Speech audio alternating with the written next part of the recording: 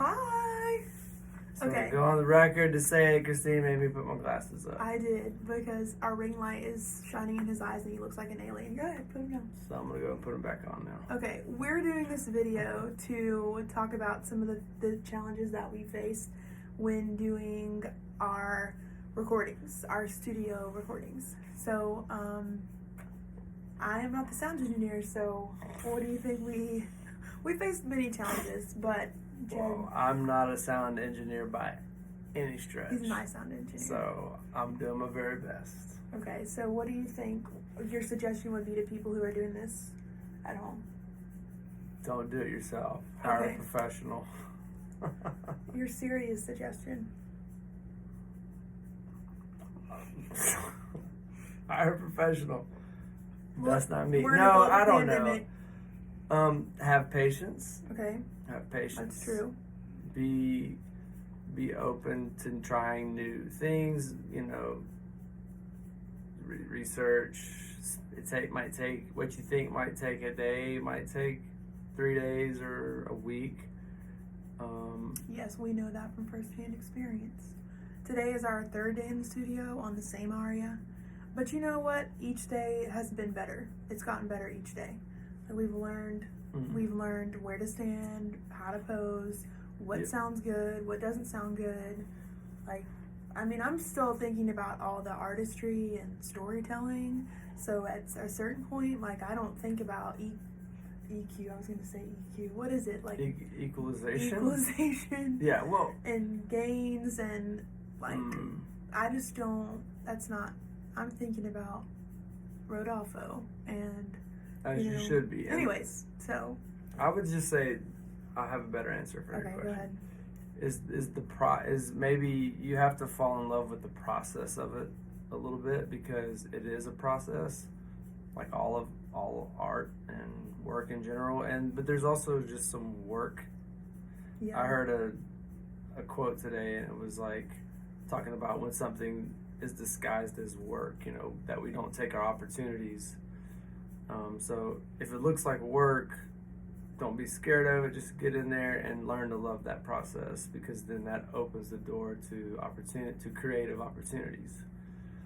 So if you can't have a sound engineer, a professional sound engineer, for various reasons, and you have some equipment, then try it out. And yeah, I think that's kind of been our motto throughout this whole week process, has just been to see, okay, how can we work together as a team and also figure out how to create the best sound, because at the end of the day, right, you want to have those 15 seconds where a judge or a panel can hear you, just like you would have in a live audition, which, that's the magic, that's the moment. Not only is it saying hire me, but it's like, I'm here and you need to hire me.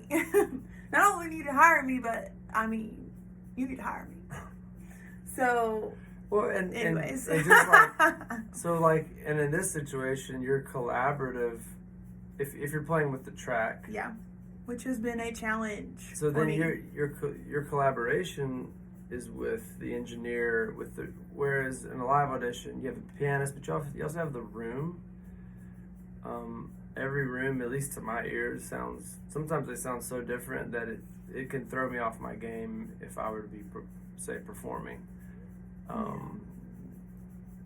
And so here you have the room, but you have the microphones, you have the engineer, you have the whatever, I don't know all the technical terms for it, but it's just you're collaborating with a different space, a different thing.